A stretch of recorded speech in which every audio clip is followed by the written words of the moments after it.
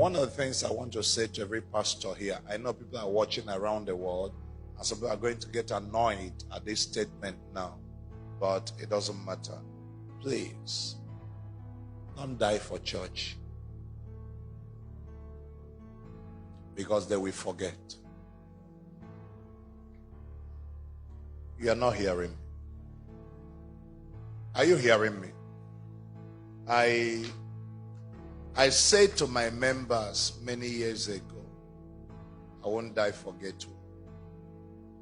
I can die for Jesus, but I won't die for Gateway. Those of you that follow us know I used to preach my 5 services by myself. Since this year, I think it's only once I've done that.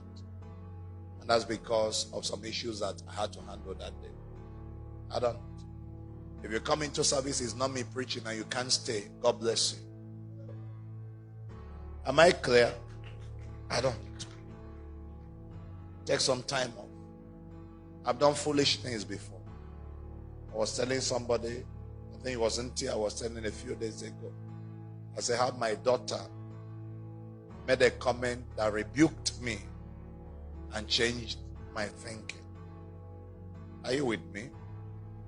Are you with me?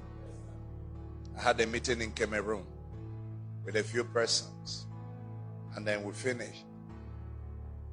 The plane was supposed to pick us on Friday. It didn't show. They shifted to Saturday. We were there. The plane didn't show. And I have an advertised program in Port Harcourt. What do you do? And somebody suggested these boats that they use for smuggling and all of these things. And believe me, if you ask me today what entered me, I can't tell you. But I went and we entered the boat. And it was as if Satan was waiting for me. The moment the boat entered high sea, rain began. The man took a tarpaulin, put over me. Brothers and sisters, all through the night, rain fell. I prayed like I've not prayed before.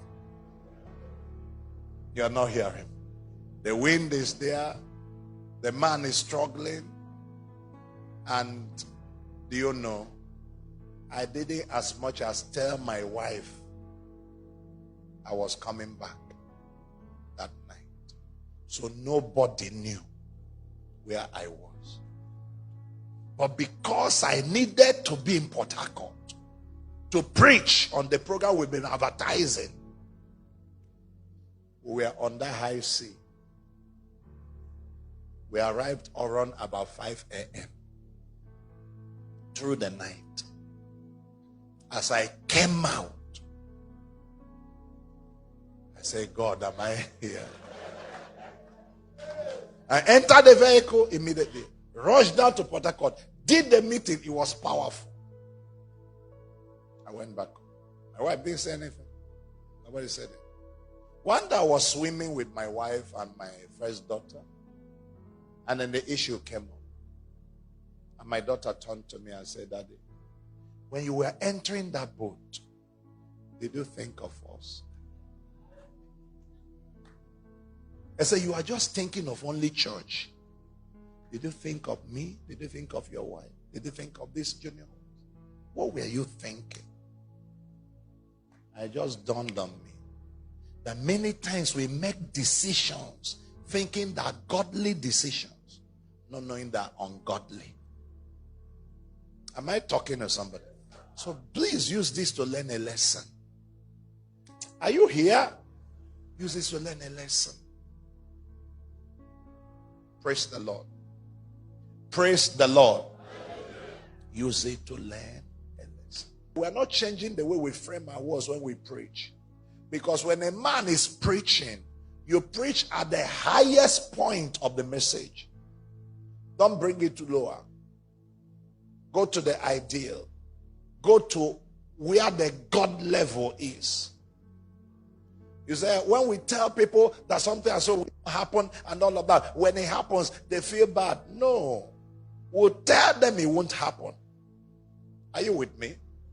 Because the covenant says it won't happen. Now, but we also bring them in the teachings and trainings and mentorings that go on in church to the practice of life. You are not with me. If you have my voice, say yes. The inhabitants will not be sick. But there are times sickness attacks. Is that true? The ideal is I don't see sickness. Hello? The reality is that sometimes sickness attacks. This is how we handle it when there's a violation of the ideal. Are you with me? Oh my God. Are you with me?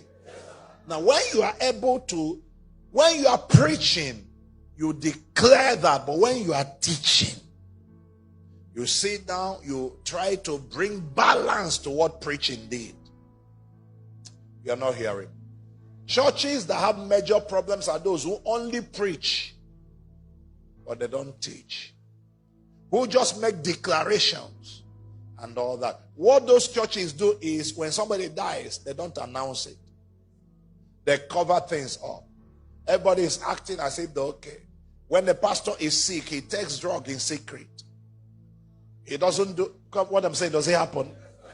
They go for medical checkups in secret. The members don't understand that people are going through things. And they think it's only them that are going through things. But hear this. Satan did not create medicine. No evil person can create medicine. Medicine is a cure or a palliative to pain. Satan loves pain. Nobody evil can craft medicine. The only way you can have medical science is if God gave it. So anybody despising medical science is despising God. Am I clear? Jesus said the sick need a physician. He didn't say the sick need a pastor. You didn't hear me. Are you hearing me? So please don't despise that. Teach your people and they will stand. God bless you.